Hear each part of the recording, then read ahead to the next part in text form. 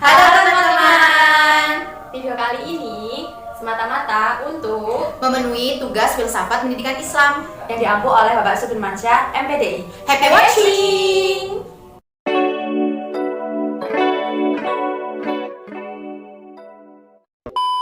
Sebagian dari kalian mungkin mengetahui apa itu filsafat, tapi tidak banyak dari kalian yang mengetahui apa sih filsafat pendidikan Islam itu. Bagaimana pendapat dari Mbak Rahma dan Mbak Manora tentang apa sih filsafat pendidikan Islam itu? Mari kita dengar. Membahas tentang filsafat pendidikan Islam.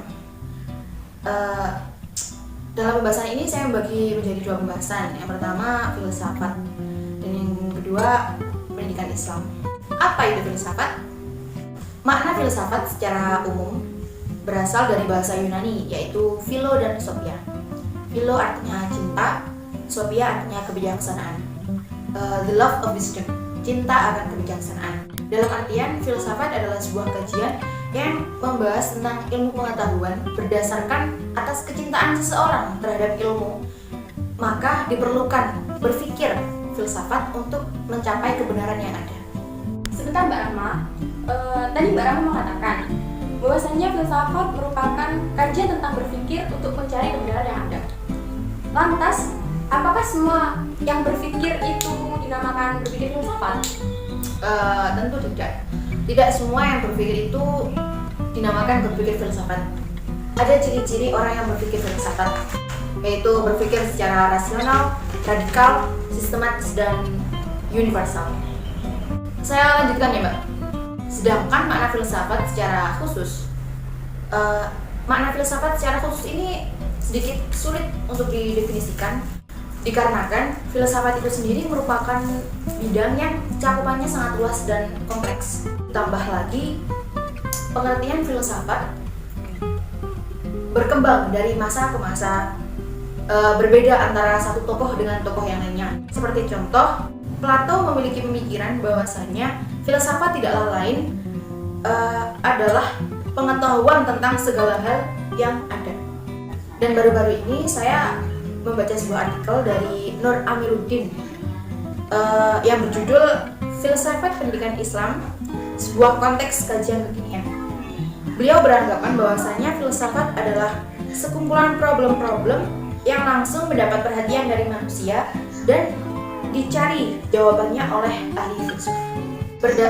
Berdasarkan pengertian-pengertian tersebut, saya berpandangan bahwasanya filsafat adalah suatu alat yang bisa membantu kita melihat sesuatu hal dengan pandangan yang realistis. Apakah itu benar, apakah itu baik, apakah itu salah, atau apakah itu nyata. Begitu. Baik, dari penjelasan yang telah dijelaskan oleh Mbak Rahma, saya dapat mengambil kesimpulan bahwasanya filsafat merupakan upaya mencapai kebenaran hakiki dengan menggunakan akal sebagai media pencapaiannya. Benar begitu Mbak Rahma? Ya, benar. Tadi Mbak Rahma membagi pembahasan tentang filsafat pendidikan Islam menjadi dua, yaitu filsafat dan pendidikan Islam. Yang saya tanyakan di sini, apa hubungan antara filsafat dan pendidikan Islam? Apakah mereka saling berkaitan atau bagaimana? Mungkin Mbak Nadir. Sebentar Mbak Rahma, Dan saya menjawab, sebelum kita masuk pada pembahasan hubungan filsafat dengan pendidikan Islam, kita perlu mengetahui bahwasannya arti dari pendidikan Islam terlebih dahulu. Pendidikan Islam secara umum memiliki awalan pen dan memiliki akhiran an, yang berarti perbuatan atau hal cara mendidik seseorang. Sedangkan Islam berasal dari bahasa Arab salima yaslimu saliman, yang berarti berserah diri, hendak, dan selamat. Sedangkan makna dari pendidikan Islam secara khusus dikemukakan oleh beberapa ahli, seperti diantaranya itu Al-Syaibani. Beliau berpandangan bahwasannya pendidikan Islam merupakan proses mengubah tingkah laku individu peserta didik pada kehidupan pribadi, masyarakat, dan alam sekitar. Kemudian ada Hasan Manggunung, dia juga memiliki pandangan tentang pendidikan Islam yang berarti proses spiritual, akhlak, intelektual, dan sosial yang berusaha membimbing manusia dan memberi nilai teladan dunia dan akhirat. Berdasarkan makna dari uraian-uraian yang telah saya paparkan tadi, dapat disimpulkan pendidikan Islam adalah suatu kegiatan yang mengarahkan dengan sengaja perkembangan seseorang sesuai dengan nilai-nilai Islam. Bahkan dapat dikatakan bahwasannya upaya untuk mengganti dan mengaplikasikan ajaran yang terkandung dalam Al-Quran dan juga hadis. Berbicara tentang hubungan antara filsafat dengan pendidikan Islam, seperti yang sudah kita ketahui tadi, filsafat adalah sebuah kajian tentang mencari sebuah kebenaran untuk memecahkan solusi. Sedangkan pendidikan adalah sebuah kegiatan untuk membuat seseorang menjadi paham akan sesuatu. Paham akan sesuatu itu bertujuan agar mengembangkan potensi siswa menjadi lebih baik. Nah, hubungannya di sini adalah misi tujuan dari filsafat dan pendidikan Islam selaras. Karena seperti yang kita tahu, pendidikan Islam membawa manusia untuk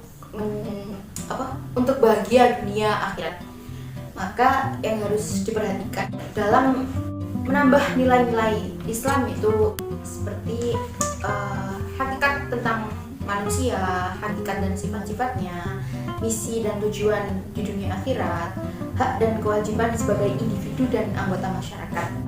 Oleh karena itu dapat disimpulkan bahwasanya filsafat pendidikan Islam adalah filsafat pendidikan yang prinsip-prinsip dan dasar yang digunakan untuk merumuskan berbagai konsep dan teori pendidikan Islam berdasarkan pada Al-Quran dan hadis. Dan tentunya filsafat pendidikan Islam ini berbeda dengan filsafat pada umumnya.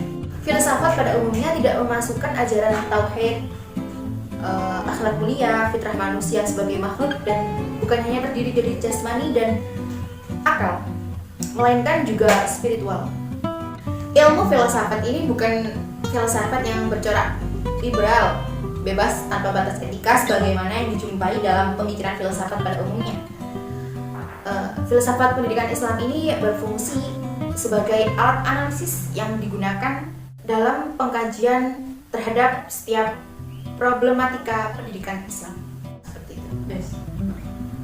Seperti itu.